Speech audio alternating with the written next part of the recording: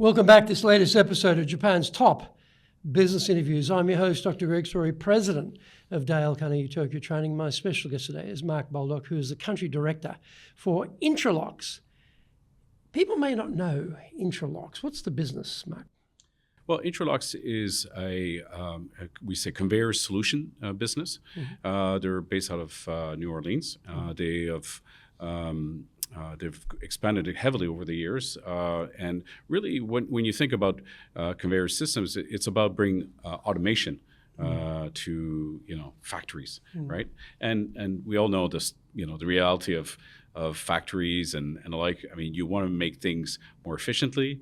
You want to make it at the and efficiency means about the highest output rates and you're thinking about quality and like safety, so safety, for factories, employees. So it's very it's a solid business.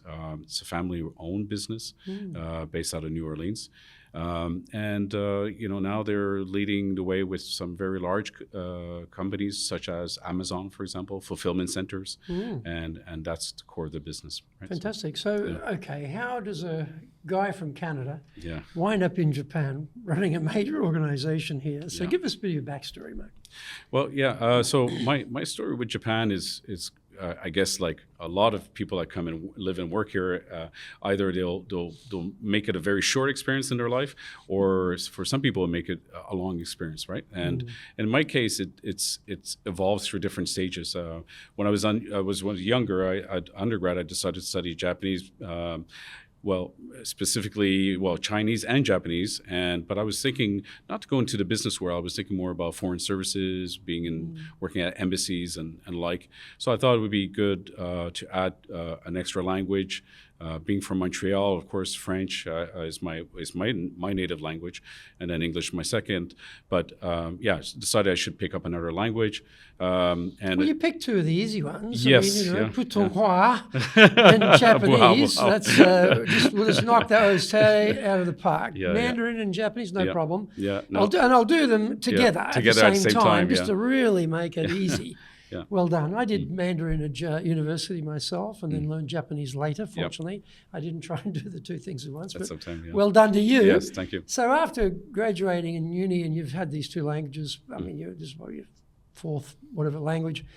So where do you go with something like that? Where do you go from there? Yeah, especially with an undergrad in poli-sci as my major. There wasn't really a lot of opportunities at that time back home. So I did a working holiday here in Japan, and because we had that set up, and it really opened my eyes to Japan and living here, and even if initially I was just teaching English and the like. Were you in Tokyo or were you out in the boonies? I was out in Yokohama. Well, that's not quite the boonies. No, the boonies, that was good. I think we can count Yokohama as semi-civilized. Exactly. But so it really opened my eyes to Japan, and going back to Canada afterwards, and I was getting ready to do the next stage was like my MBA, and then I started working in corporate Canada, worked in the food industry for Nestle Foods, for example. But then I thought Japan's always an experience that I want to utilize. And fortunate enough, after I graduated my MBA, this is just around, exactly around the time when we had the World Trade Center, right? So incident. And so you're talking about 9/11. Yes, 9/11. Right? So 9/11 was a disaster, right, for a lot of businesses, the banking sector. I was thinking going the banking sector, but I ended up being picked up by a Japanese trading house, Sumitomo. So I was very pleased, and that's how that propelled me to do even more focus on that Canada-Japan business. And this is in Montreal or yes, Toronto? Yes, in Montreal. Actually, there are offices in Montreal. And how long are you with Sumitomo? So I was there for about 5 years.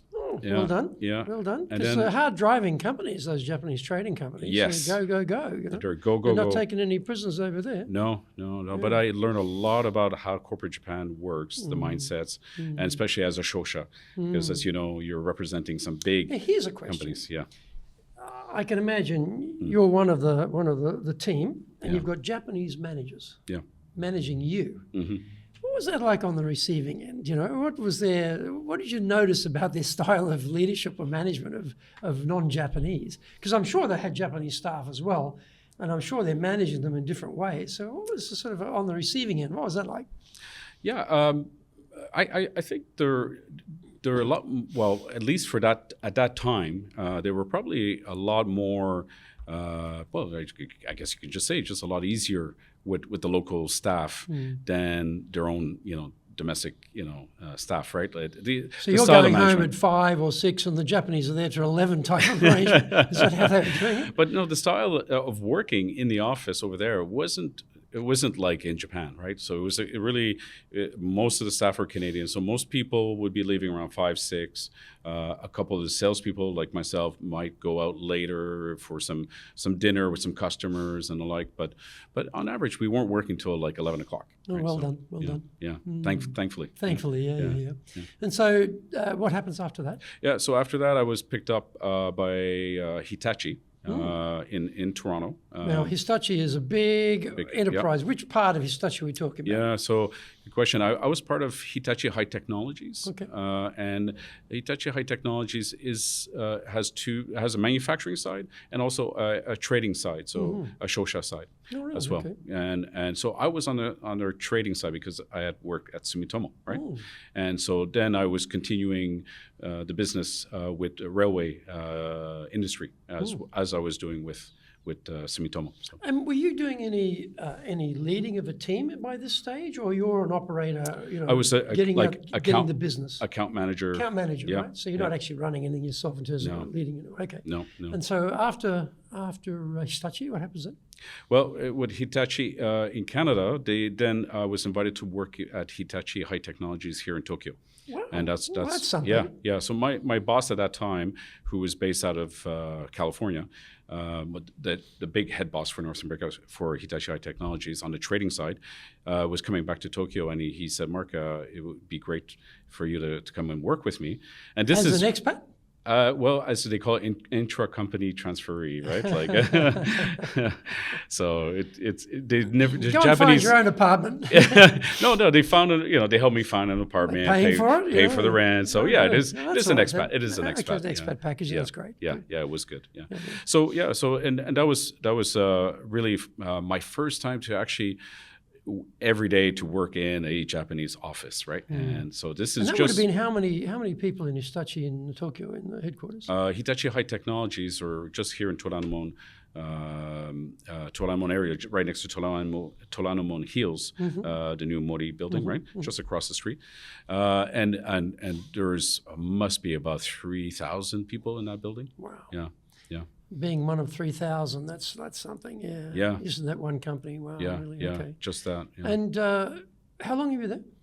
So I was there for about 5 years in Tokyo. So during that time, did you start running any sections yourself, or again, you're an operator, or how did that work? So I came over to work in corporate strategy for Hitachi, and then as time went on, they wanted me to put a focus on a energy-related project, and then there I had to build a team. So amongst a team of internationals or a team of Japanese or so mixed? Or it was a mix, yeah. Mixed team, okay. Mix, yeah. So some North American plus some Japanese, and that team ended up opening a new office under my leadership in Vancouver, Canada. Oh, really? Yeah. Okay. Yeah. So did you go and run it there, or you ran it from here? No, so you moved back to Vancouver. I moved back to Vancouver. So when you were running the operation here in Tokyo, were you doing the Montreal version of Japanese leadership? It's 5 o'clock, everyone. Trying to go home. Bye. Or were you doing the Japanese style of we keep working till late at night and burn the midnight oil? How did you approach it as a manager? You've got different people in the team too, right? Yeah. So how did you approach it as a manager? And this would be your first real management job too. Yeah, it was. So of course it was kind of a hybrid in the sense, right? Like you always have to adapt to the local culture, and I already was doing that, right, with the team, but it was not my team per se, right? Like now this was my team. So I did kind of a hybrid in the sense of, you try to okay, let's make sure that we're working as a team. We're working as, consensus building, which is important in Japan, as you know, and really think about, getting everybody's ideas. But I guess my style was I didn't want it to be too top down as a team. Really want to, people to feel like they were all part of that one unit, right? So, well, how did you make people feel part of the unit? Yeah. What did you do that actually helped them to feel like that? So I think communication is always the key thing, right? So if you're running a team, whether it's a team of 2,000 or you're a team of 10 people, I think it's giving that opportunity for people to communicate and openly communicate about things that they believe in, or the direction of what the business should be. So I think it's hard to say exactly how to do it, but I think you always have to open set the room or set the table, as we can say in French, where you give the opportunity for people to do sit there and talk openly about what's on their mind on the business, right? So, and of course, there's themselves, right? So, but as you know, there's a lot of the communication going on in Japan, and you end up doing used to be. Yeah, a lot less now. A lot less now. I mean, young people like going out for drinks after work, forget it. I'm going, to the gym, or I'm going home, or I'm going to see the family, or catching up with my friends who I like, blah, blah, blah. So it's changed, hasn't it? It has changed a lot. Especially post-pandemic. I've realized the pandemic really made the shift, and then it's continuing. Right? So. Well, I have to say, seeing you in Traders Bar at Tokyo American Club, I can see you're continuing the non-communication aspect of your business upbringing here in Japan. Yeah. Well, good to see. Yeah. So how long you were there in that role? And you went to Vancouver for how long? So close to 5 years. 5 years in Vancouver. Vancouver. And that was setting up from zero in Vancouver? From zero. That's an incredible experience. So it's opening an office. Yeah, wow. It's the biggest hurdle I found was how to get the project approved for funding from management, top management, internally. So that I learned a lot about. When you look at foreign direct investments, what are the procedures to go through internally? Nemawashi, for example, and all of that. That highly risk-averse, culture you're working in. And here's a capex. I want to suspend millions. Yeah. Please, So how did you work your way through that? What did you find? I mean, this is a big company, right? So it's I can imagine it's extremely mature. I'm sure it's got lots of different processes, lots of due diligence, checks and balances. But what did you find worked well to actually get people to go with it? Yeah, for me, I was lucky enough that I had a coach, internal coach within the company, was at one stage was my boss. So he gave me a lot of pointers of how to move around and how to carry the project forward. So I needed that sort of coaching at that time. And that wasn't a company appointed coach. That was an informal relationship, right? Yeah. Because he had been my previous boss, right? So in Japan, it's always easy to say no to everything. So getting him to say yes is not an easy thing, but you did it. Yeah.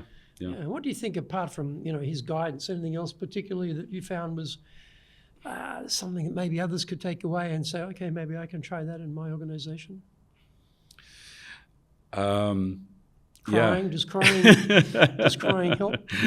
Bursting into tears when they say no, does that help at all? Yeah, it's you have to feel really passionate about what you really want to propose. If you're going to go through the very long procedures and internal politicking and Nemawashi, as we talked about, and all of that, right? You got to feel this project is close to your heart, and you really want to make it happen.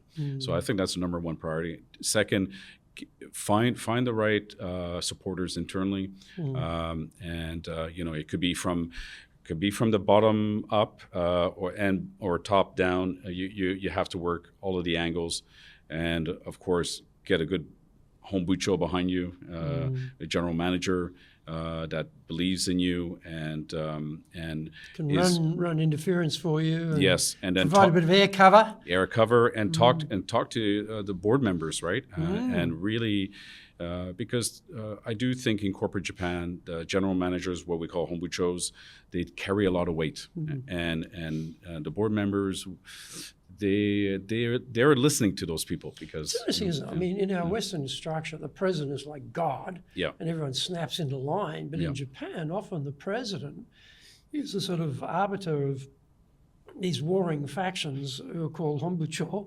who've got their divisions, and the division heads are incredibly powerful. And the president's got to manage these people as opposed to reading them the riot act, unless if they own the company.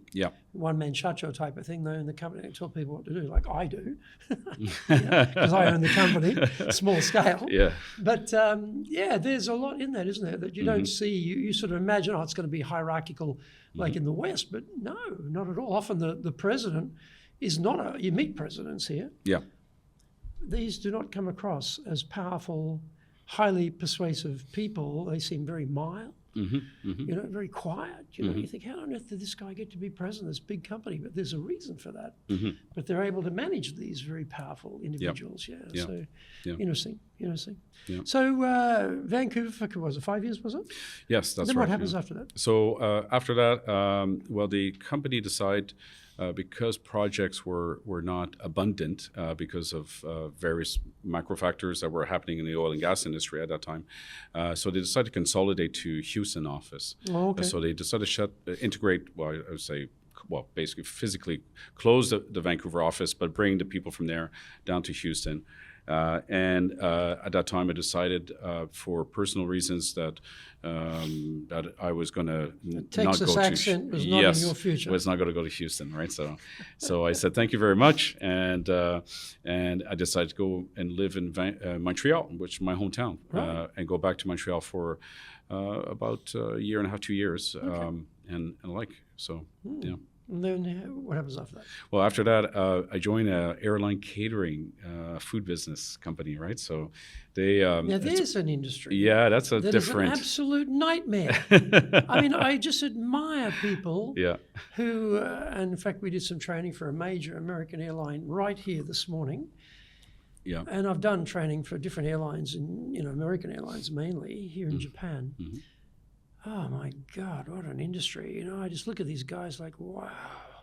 A volcano goes off, you can't fly, Ukraine invasion by Russia, you can't fly. You've got to go take 15 hours to get to London instead of 12 or something, Anything happens, the thing stops. It's just, I don't know how people put up with it. It's just tricky business. It is. Tricky business. It So is. you're a very brave man, Marc. Very brave man. But I learned the hard way about how tricky that industry is, because I stayed with that industry up until COVID-19 hit. And I was in charge to set up their business in Asia. And lo and behold, all of that got shut down. So everything shut down. So it's interesting in life that you get these macro events that happen, and that can actually affect the course of your own career, right? And absolutely. I talked about 9/11. I talked about now COVID reality and how that affected a lot of industries and the like. So or we think of other periods of other events such as Lehman shock or and the like, right? So earthquakes, triple nuclear meltdown. Yeah, exactly. Small details in life. Yeah, I know things that do really affect things, right? So, So after pottering around in this very difficult industry, the airline industry and the food service part of it, because it doesn't matter whether you're the airline or the airline servicing the airline, you get whacked the same. There's no deviation there from getting whacked. So what happened after that? Well, so it was kind of a crisis mode, obviously. My wife and I were here in Tokyo, and my wife being Japanese, at least we were close to the family, so we were in a good, safe environment. So you were working for them here? Yes, to head out there. So you came back to Japan to work in the airline industry here? Just to start up their to start it up in Japan? In Asia, in Asia, and out of Japan? Yes, out of Japan, right? Wow. So Japan is being... I can see why that'd be an interesting, Asia-wide remit started from nothing, remit. I could see, even though, in the airline industry, I should know better, but it's pretty good.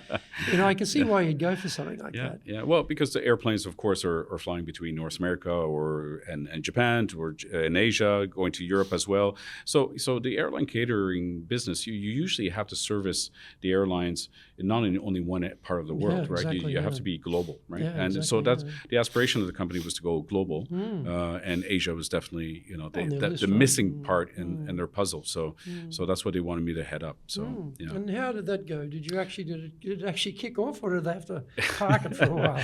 They basically had to park it, right? Wow. It's unfortunate, but it is what it is. And I believe they're starting to do some business in Asia. So, Finally. but I've left, of course, and And this is when you joined Intralox? Intralox, yeah. Okay. Yeah. So did Intralox find you, or you found them? I mean, Yeah. it's an obvious thing. New Orleans company. I can imagine how many international companies have emerged from New Orleans ever, and they found you. Yes, yeah. It's like that's amazing coincidence of things. Yeah, it is. Yeah. Well, I obviously through my network of friends here in Tokyo, I knew one recruiter, and he just reached out to me and said, Mark, there's a job I think you would be perfect for, because it combined my experience with the food industry from Nestle Foods to Fleury Michon, and also the equipment side of things, which I of course with Hitachi and Sumitomo, I was exposed to a lot more, industrial related products and equipment. So so it seemed like it was like a nice combo of the two, and I have to say I was just happy to at that stage to find him, or them to find me. So it was a serendipity in that sense. Right? So. Actually, I've been to a few places in the States, but Louisiana and New Orleans is one I've not been to ever. Actually, I've never managed to get there. Maybe I'll get there one day. But in terms of thinking back on your career, what things have you found have worked well in Japan, particularly, to get the team engaged to follow you as a leader?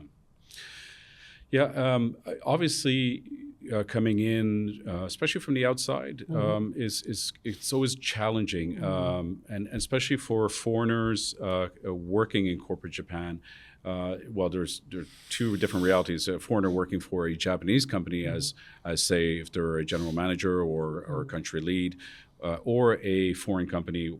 As we call them gaishike here, so foreign companies operating in Japan and leading a team. So, but there's always been I think if you look at the companies that I've worked in, or from friends that I've worked for these foreign companies, the challenge is always about really being building the trust, right? The trust is, I think, the number one thing.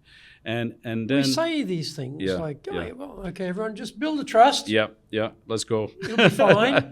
Do it. Yeah. But people might be sitting there thinking, oh, that's good, Mark. How do I build the trust? What have you found worked well to build that trust to get the engagement? Yeah. What was the concrete things that sort of worked for you? I think for me, a very important thing to do in building trust is like we say boots on the ground, right? Like and go and meet your customers with your staff, for example, because I've always been more in sales roles, so that's where my forte is. So just going out there with your account managers, meeting the customers, understanding what their needs are, and then also the account managers really feel that that you care about the business, right? So and you're doing this in Japanese language as well, right? So when you're meeting with a client, they're speaking Japanese, you're speaking Japanese. So for your team, they see you getting your hands dirty. They see you in the forefront there, leading the conversation, dealing with the client. And they realize, oh, this guy knows about Japan. He knows about business. He knows how to treat the customers. He's got the credentials. He's got credibility. I can follow this guy because I can see he knows what's going on. So that would be a factor, I guess. Anything else that you found worked well to build credibility, or actually get engagement to follow you as the leader, apart from that trust? Apart from trust, I guess you have to celebrate success in team, right? And I think if the team sees that if the team sees that you're just trying to profit from the success of the business and undermine other members, right? So I think it's really important to show the success of certain individuals, right? And showcase that within the company. And I think that helps to motivate How does that people. work, though? Because I know from my own experience that there are some Japanese who are very comfortable to be singled out for praise and recognition in front of everybody.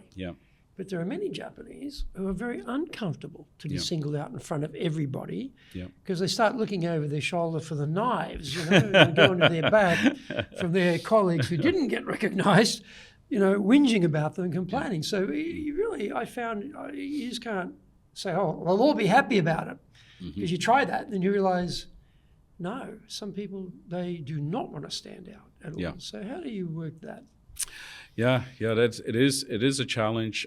Usually with the salespeople, there's a little bit more of a mindset that I want to show them my success, but I think if you bring it still down to the team, as say you can really single out, okay, well, this has been the team effort, the business or the unit success. You don't have to necessarily single it out to or bring it down to one person, right? And I think usually that's easier for Japan, right? Like in most cases, right? They like that split, don't they? They like to have. We're all responsible. So therefore, no individual is responsible on the downside. Yes, exactly. And then on the upside, we're all responsible for the success, but no particular individual is singled out for the success. But we all feel good about it. It's a brilliant system. You can't miss either way, right? No, exactly. Like in the Western thing, you either fall on your sword if it doesn't work and you're gone, or you're making a truckload of dough and big bonuses and promotions if you do, and it's an all-in, all-out type of arrangement. It is. It's a bit more harmonized. Isn't it? And that's where usually the foreign companies have a hard time with that because they're bringing in that sort of like axe wielding approach or gun blazing approach into the market, and then when they have to hire locally and bring people in and build the teams. There's a gap there in mindset. So if your top management is not, and I think that's always the challenge for the foreign companies coming in here. It's either they'll try to hire a country director that's Japanese, or they'll go or bring in somebody from internally, headquarters, but that doesn't understand the market. So there's two risks there, and so it's not an easy find. If you want to be successful as a leader, do the Leadership Training for Managers course. All companies need people who can both manage and lead. Leading people screams out for real skills in communication, dealing with all different types of people, being excellent at innovation, planning, delegation, handling mistakes, doing performance reviews really well, and inspiring and motivating the team. Do the Leadership Training for Managers course now in either Japanese or English. Leading is easy. Getting people to follow is the hard part. That is a great quote from Yogi Berra. Surprisingly, despite the complexities of leading here in Japan, everyone has to work it out by themselves.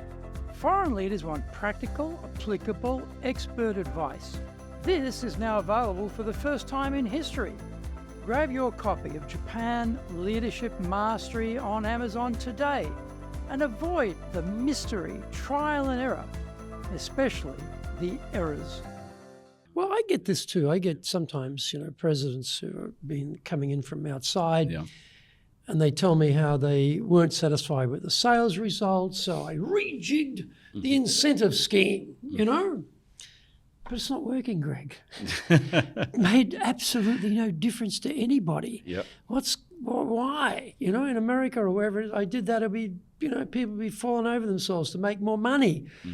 And my first question is, okay, what's your base rate? What's your base pay for these salespeople? And they tell me their number. I said, well, there's your problem right there. It's so high. They're getting well fed by the Japanese standard of salary. As I give an example, a taxi driver is making about 4 million yen a year, just driving a cab, and you're paying these guys quite a lot of dough by comparison. Why should I bust a boiler? Forget the incentive scheme. I just keep doing what I'm doing. I'm getting well paid and keep the stress to a minimum. Thank you very much. All good. So, yeah, I think you've got to think about how the incentive scheme, the pay scheme fits in together to try and push those buttons. Here, my team, my sales team, they don't have high base salary, but they have a lot of upside. Incentives if they succeed, and I've got to get that balance right. It can't be super low. Yeah. It's not like the American system where you get like $2.50 an hour or something, and the rest is tips. It's not like that sort of crazy, laissez-faire Darwinian capitalism that's running riot there. Yeah. But Japan doesn't work like that. But to get the balance is a tricky thing. Yep. Yeah. So in terms of we talk about trying to progress the business, trying to drive the business. Well, innovation is always a critical piece. And, you can have innovation in the lab, the R&D and that sort of stuff, but you also have innovation in your systems and just how you approach things, in your marketing, sales and whatever. And so, someone like you look at your background, you speak 4 languages at least. You've lived in multiple different countries. You've had different experience, different industries. So you are bound to be just agog with ideas. You've got a lot of expertise you can bring to it. And often as a leader, we tend to be really pumping out the ideas and driving things. However, there's also the team, and they've got ideas, and they're on the front line. And as we get the management, we're not on the front line as much as they are. So what have you found it works well to get ideas out of the team? Yeah, well, coming back to communication, right? I think if you're not setting the opportunities to people to communicate their ideas in a what needs to be seen as a safe environment, because especially here in Japan, as we all know, there's nobody wants to be that nail that sticks out, right? So, and if it gets hammered down in the Japanese expression, yes, right? Exactly, right. And we've heard that so many times, but it is a reality, and I think that's where in corporate Japan, you've been losing throughout the last 3 or 4 decades a lot of innovation that's not coming out of here. It's because things have become too bureaucratic and heavy, and people have just kind of lost motivation, right, to challenge and like so. But typically, people that come and work in the foreign companies, they're looking for something different, and I think it's easier to create that open communication in these foreign companies because of the reason why I said, like, they're not necessarily looking, they're trying to escape maybe the traditional corporate Japan model, right? And they themselves are trying to feel like they're more involved in their business, right? So if we translate that idea of communication into idea generation, what does that mean? Is that brainstorming sessions? Is that offsites? Is that the suggestion box? Is that one-on-one conversations, management by wandering around type of approach? What have you found works well to actually get the ideas to come out? Yeah, well, obviously, all that what you just indicated are possibilities, and I think it's you got to think about your own business. What's gonna really resonate more in that team environment as a way to generate ideas and have a safe area for communication and idea processing and the like, right? So I think, you as a leader, you just have to hopefully find the right one that fits your team. And I guess also, when I don't know what your experience is, but every time I come up with some genius idea around here and I put it to the team, I get just hit by this barrage of negativity. It used to drive me crazy. But what I've realized over the years is they're not being negative to be negative. They're doing a type of black hat, de bono black hat, due diligence thing for me where they're highlighting what they could see as potential dangers to the company if we did this, and make sure that my decision is balanced across looking at the pluses and minuses. So they have that natural risk reduction instinct, boom, they bring that out first. And so to get around that sort of, I'll say, negativity, to be on the positive, the front foot, actually taking ideas and putting them into action. So someone comes up with an idea, and you take that idea and then you execute on it. Everyone's watching. Oh, when he said he's interested in ideas or he's interested in innovation, he wasn't kidding. He's actually doing it, because I physically see so-and-so put up an idea, it got accepted, now the money's being spent, the time's being allocated, and the bodies are being attached to it. Yeah. So that sort of thing, people believe what they see, I guess, in Japan, because, foreigners talk big, and maybe they don't always deliver. But how about your experience in terms of actually getting people to believe that, yes, you can put up ideas, yes, we will take them seriously, yes, we will execute on them if we judge they're a good idea? So what's your experience, and how have you found that to get them to keep coming up with ideas? Yeah. So in the team, of course, I've had different teams, working for a Japanese company and then working for an American company, and the corporate cultures have been different, right? But it's specifically for me, what I've always at least I've been lucky enough, is that I've had enough smaller teams. I've never dealt with 2,000 or 3,000, employees. So it's been easier to listen and then to action on ideas, right? At least when it came to the team that I was running, right? So I guess I'm fortunate enough in that sense, right? And I think it comes down to celebrating the successes of when they do come, and making sure that they're seen, and like you said, if there's money that's invested in the project and it's successful, it will help to drive other projects. What about when it doesn't work? What about when it's a disaster for whatever reason, or it's a total write-off? It's just a nightmare. Yeah. And, someone came up with this genius idea and it's just a disaster. So how do you treat that? Well, I think the difficult thing for a lot of foreigners that are leading a team here in Japan is, some of them will have, they might be lucky. They might have to leave anyways after 4 years, so maybe they won't see leave the burning embers in their wake as they get onto the plane. Yes, exactly. Head to a nice sunny resort somewhere. So exactly right. But the ones that do stick around, and if you're not able to transmit to the team that it's okay for it not to succeed at times, then I think that will affect as much as victories, right? So the losses and the learning experience from those losses are important for the team. So to say, well, look, it didn't work out for so-and-so, do a post-mortem and still bring the team together and try to say, look, we did our best, it didn't work this time. Now how do we adjust ourselves for the next financial year, or the next 3 or 5 year, strategy, right, for the team? Yeah, it's an interesting point, isn't it? Because the Japanese aspect of risk reduction means don't do anything new, don't do anything risky, and just keep doing what you've always done, because that's the safest route, and you're not likely to get your head chopped off. So, there's no differentiation there from anybody else. There's no innovation compared to anybody else. So it's going nowhere. So you've got to encourage people to step up and take a risk, and you've got to acknowledge that, okay, it didn't work. Yeah. But we learned from that, and we tried it. And, we swings at bat is how we're going to, keep going here. We're going to try things. And we celebrate the fact that we give it a go. We gave it a go. To keep that innovation spark burning, to keep it going. And people see that and they say, well, okay, it's not fatal. Yeah. It's not fatal to have something be a car crash or a train wreck or something.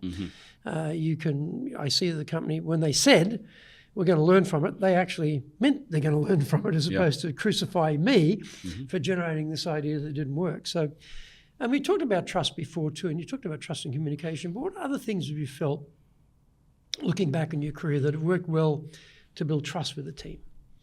And particularly, you mentioned you're coming into new teams too, where you're new, they're not, and you're parachuted in from outside. You've got to build the trust. What worked well to build the trust? Yeah, so a challenge in building trust is as well in Japan, because of your experience, right? Like people, especially if you're coming in as a leader of a team, they want to see that you really know the business, the industry, or you know the market. So I think it's important to highlight what are the strengths that you have, right? And why you are going to be the team leader, and I think. Some of the expats might come in. They, of course, might have a lot of knowledge on their products or the company back home. So the people here might look at that person and say, okay, well, yeah, they're competent, right? They're sent over, but then it always comes down to, well, they don't know anything about Japan, right? So their gap, where they're going to have to really build the trust will be on showing how they're making efforts to understand the market, right? And such as visiting customers. The Japanese look at them as a conduit back to headquarters, or the factories, production points or whatever, where they're trying to get things done and often not successfully or not quickly enough from a Japanese perspective. And this person who's been parachuted in is actually someone who can make things happen. Yeah. And even though they may not have a lot of local knowledge initially, they've got a very strong, influence on people because they know the people back there. They can ring them up and say, hey, Bob, we've got to have this thing done this way. It's got to be this colour. Yep. It can't be done in this colour. Whatever it might be. And I think that Japanese often expect that they see, okay, you're going to be our guy or gal into headquarters to get stuff done for Japan. So get to work on that, right? Yeah, and that's important. They do have to see you as being their champion for the market, right? So if you're able to be successful there, you're going to get some wins and you're going to help to build that trust, right? And often explaining Japan to headquarters is not the world's easiest task either. Japan's different. Don't tell me Japan's different. You get that sort of pushback, right? They always say everywhere is different. Exactly. Everywhere is different. Don't be that Japan's different stuff. You just make it fit like everyone else takes it. We don't want to change anything. Yeah. That's tough. Anything else you found worked well in building trust? Other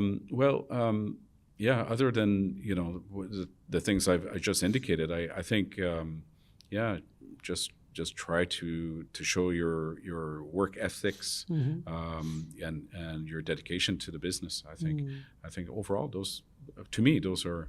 I'm sure there must be other things to be to do, and I'm sure at Dale Carnegie you help managers and business leaders to find new ways to build trust, and depending on their business realities, right? And I think that's what it comes down to, because there's not a yes or no perfect answer to a question like this, how do you build trust? Because it's really... I'll tell you how not to build trust. That's to come in from headquarters and say, right, everything's wrong here. Yes. Yeah. You people are wrong. I've got to get rid of you people and get people in here who'll do what I say. And I don't like the way you're doing this. That doesn't make sense. We don't do that like that in headquarters. That's obviously wrong. That's a guaranteed way to not build trust. So you see, but you see that. Yeah. And often the problem is, I think, with the headquarters, because they say, okay, Mark, here's your marching orders. Japan, we want to see these numbers. We want to see them quickly. And you make it happen or you're gone. So they get off the plane with all this burden of pressure and time constraints on them, hitting a country where, time is a different animal here, and the constraints are different. And as you said, I think you made a good point before, go and talk to the customers. Yeah.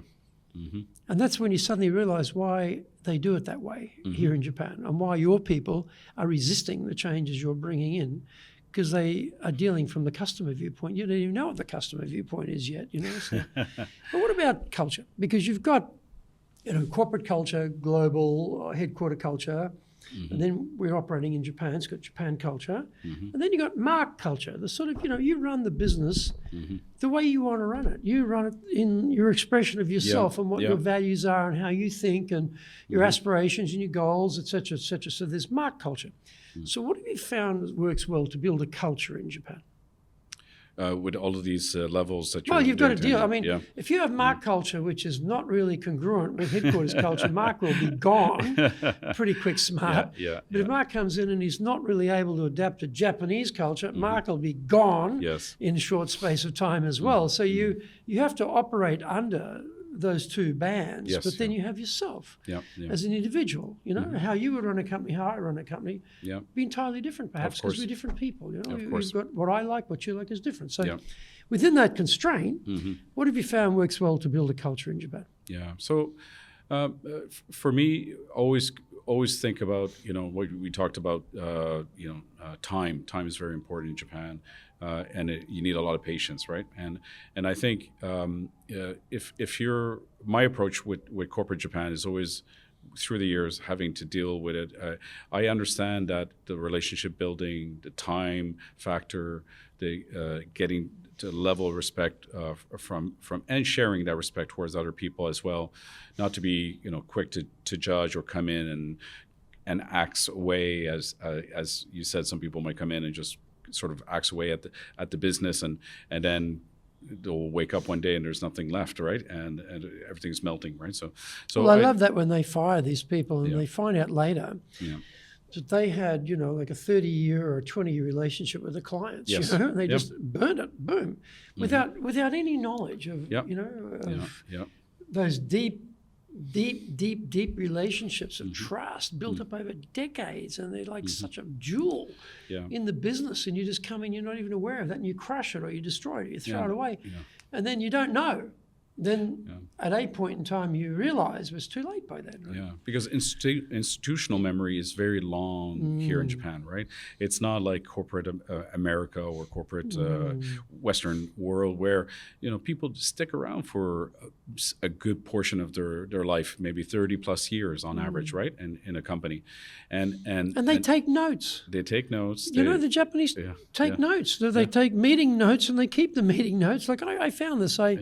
I was coming up from Australia trying to sell, hotels, golf courses, office buildings, shopping malls, this type of thing. And I'd come up every year, and then I came back to a company, and the people had changed because probably they rotate within the company. Those guys had a better set of notes on the previous meeting I had than I had. And they knew more about the discussion I had last time with their predecessor than I did. And it just hit me. I thought, oh my God, I'm flying a bit loose here. Yep. Like these people are organized, and I better become organized too, and be on top of this, because it's embarrassing that they know more about the previous meeting than I remember. Yep. And I thought, okay. I better take notes. I better take and keep notes and refer to them before I get in these meetings the next time. So that surprised me, how well organized they were. And as you say, the institutional memory, the corporate memory, and the people memory too. And also they remember when your company closed down and left Japan and came back again, or you closed your branch in Osaka and then you reopened it or something, Because I've been there. I was with National Australia Bank, and we had an operation in Osaka, and we closed it. And then when I was there, I reopened it. And then they closed it again, by the way. It was just a typical foreigner mess. I was out of the company by that time, but it was just like a train wreck. We closed it twice. What's your credibility? You'll never open again in Osaka. No one will trust you. Forget it. So these things, they remember. They remember what you did. They remember how you played loose and fast with everything. Yeah. And that's what the Japanese are always worried about dealing with the foreign companies is that the short-term vision of things, right? And that's been that's a big cultural clash, and I think it's important if you're working for a company that is not like that, to really highlight the long-term vision of the company and how set and or how much they're willing to work with the local customers and take the time to get to know them, because I think that's really the success here in Japan. And you can't just go into a sales meeting and expect to get the PO on the first meeting, right? That does not happen. You have to build that relationship. It will take several meetings.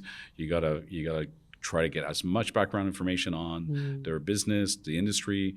Really come prepared for when you come to talk and really do a proper pitch of your own business, your own products and services, and make sure that it really resonates to what they want to hear, and that they also feel comfortable that that you'll be around not only for this year, but you'll be around in 2, 3, 10 years to servicing. Post-sale servicing, Yeah, right? Like, very important. yeah. Yeah. And so if you were going to give some advice to someone who's going to be sent to Japan to run the operation in Japan, they said, hey, Mark, I'm going to run the Japan operation, but I don't think about running business in Japan. You've been there forever. What advice would you give them to be an effective leader in Japan? Well, there's probably a lot of different advices to give about how to be a good business leader in Japan. But I think if you're thinking about, well, as a business leader managing your team, I think treat people with respect, and that should be anywhere, right? Yeah. And respect the people that have been there sustaining the business over the years, and make sure that you take the time to understand what the business has gone through over that X period of time, right? So be a good listener. You have to be a good listener here in Japan, and really cherish the relationships that are built already, and continue to sustain those. And if you're starting to look for new business segments or new opportunities, just think about that. How to mirror that the success on building the relationship over the years, how to bring that to the new segment, and really drive that business, and finally building that trust with the team, trust with your customers. It's a short word, but it's such an important word, right? And especially in the context of Japan, where, like we just talked about the institutional memory being as it is.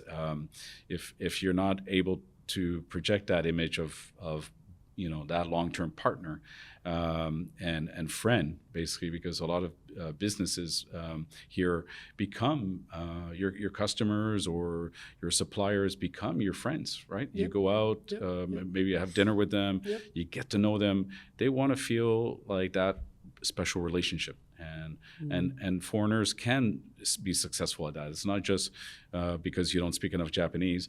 We just think about baseball, for example. We all know we had the LA Dodgers here, and you just bring nice token souvenirs from LA, from the Dodgers, or and like, just focus on things that they are going to enjoy, and to help build that relationship. So. I always think about, the devil is better than the angel you don't know. And this trust thing and risk reduction. So when you do a piece of work for a company and you do it competently and professionally, then they want to use you again, because they got the measure of who you are, and they understand you do what you say, when you're going to do it, and how you're going to do it. And that's taken the risk out of finding someone who might be cheaper. And they look at it from the point of view of, well, yeah, okay, so-and-so's cheaper, but are they going to be around when we need the servicing in 10 years' time? And, they're going to be cheaper, but am I sure the quality is going to be consistent, right the way through? And yeah, they're cheaper, but are they flexible enough to help us when we need help? So there's a lot of equations going on here, which are based around this idea of, track record, which creates the trust of predictability. I think that's always a big thing. Being predictable, for Japanese is a big deal, because they want to get rid of the risk as much as they can. Yeah. What about Japanese language? I mean, you're a crazy kid learning Chinese and Japanese at the same time. I just admire you on that. That I found Chinese so difficult. Then I found Japanese so difficult. Doing both at the same time boggles my mind. But should they learn Japanese? I think, depending on if you're interested in living or doing work with Japan.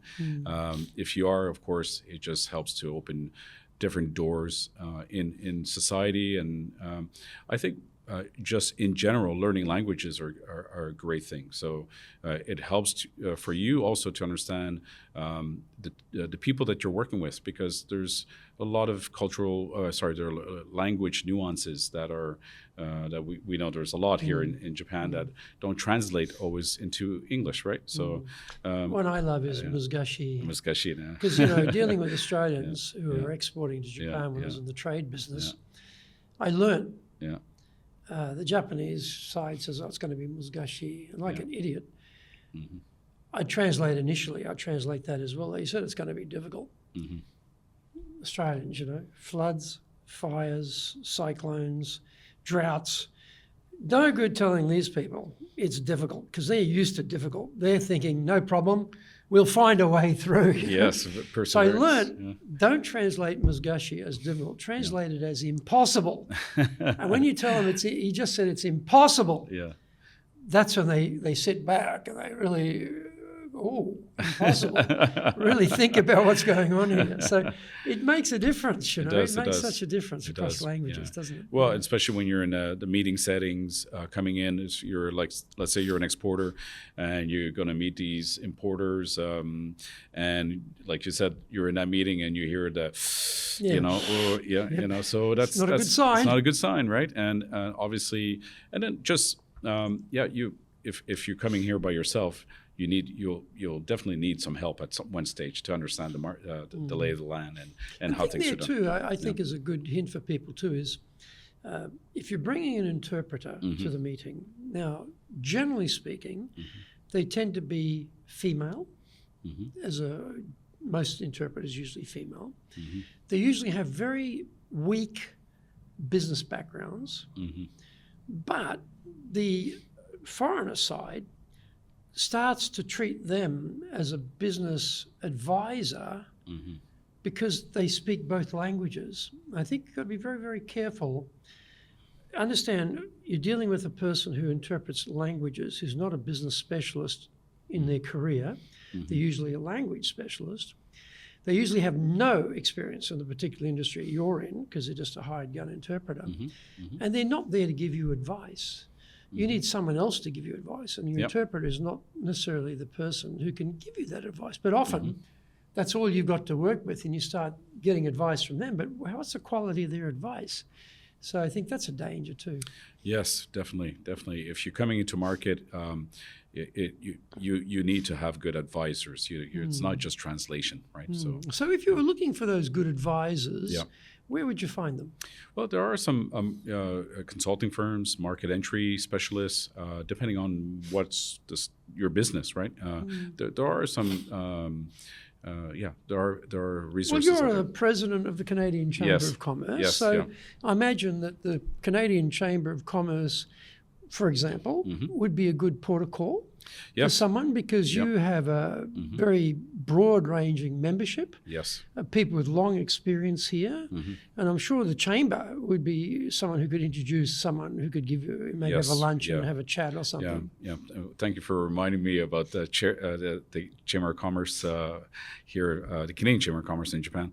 So that organization, and I definitely, as you mentioned, there's multiple chambers of commerce, especially the G7s usually have a representation here by country, and it is a very good place to meet like-minded people, a place to meet potential business collaborators, and people that are also outside of your own area of specialty, but that you'll need to support you if you decide to come in and open a business here in Japan or do business with Japan, because you'll need a good lawyer, you'll need good accountants, you'll need some strategic advisors, and where are you going to find these people? Well, usually a Chamber of Commerce is a good place, and in the case of the Canadian Chamber of Commerce, leading a chamber of commerce. I used to be the president of the Australian New Zealand Chamber, so I had to lead the committee of volunteers, unpaid. Yes. Sort of hoi polloi, and then out of the hoi polloi you get a group of people who are on the committee. Talk a little bit about how to lead a committee in this sort of situation. They're not employees, no one's getting paid, they're volunteering their time, but you've got to lead these people. What sort of things you've learned about leading people in these unpaid positions and volunteers of committees and NPOs and that type of thing. And by the way, they not only that they're unpaid, but they actually pay their membership. Yes, that's right. Be They part have of to pay this, the pleasure of being a member. That's right. And volunteering time, right? So it's a challenge because it's each person joins these kind of organizations for their own reasons, right? And some of them are purely for the love of their country, and some of them are really looking for business opportunities to grow their business. Some are looking for networking, and so when they're joining the committees, a specific committee, well, it's a mixture of all of that. So and so within that committee, you gotta let the committees work by themselves, right? Like, and as a chair of the Canadian Chamber of Commerce, I always think the committees come first, right? They make their own decisions on what events they're going to put together, what are their action items throughout the year, and because, like you said, I mean, they're all giving their free time, so and they're members, right? And they're paying members of this organization, so you got to make sure that the desire of your members resonates through. Because it's a member-driven organization, right? So you got to make sure that they can work on things that they want to work on. And you're the public face of the organization as well. So when you have events, you're the one up on stage giving the talk. You're the one greeting the ambassador or the visiting VIP from Canada, depending what the event might be. So there's also that public face of the organization as well, isn't it? So there's a lot of responsibility. There is, and when we do have these delegations of business people come, we just had last year several hundred, about 250 people from Canada, from different business communities, industries come to Japan as a Team Canada. And at the same time? At the same time. Oh my God, 250 at the same time? Yes. Oh, wow. And so that is a That's massive. serious. But that's where, us as a chamber, we have to work close with the embassies. We have to work close with the different provinces of Canada and their different delegations. So this year we won't have such a big delegation coming in, but as we have Osaka Expo happening, would be a big draw card, I'm sure. So there is going to be some different smaller groups will be coming in at different times. But it is fun. I think for the if you think of yourself as a career person, the chambers are excellent movements to make you realize that you're not just attached to the success of a company. You're part of a bigger story, and to just see the growth of the business community, it's quite a nice thing to see, and it's rewarding in that sense, and that's maybe worth more than basically all the money that you make, by volunteering there. The money you don't make, I should say. So the money you make volunteering, I don't remember getting any money. No costing money. I remember yes, that exactly. Much. Well, Marc, thank you. It was a pleasure. Great talking. So thank you you. very much. And please join us again for our next episode of Japan's top business interviews.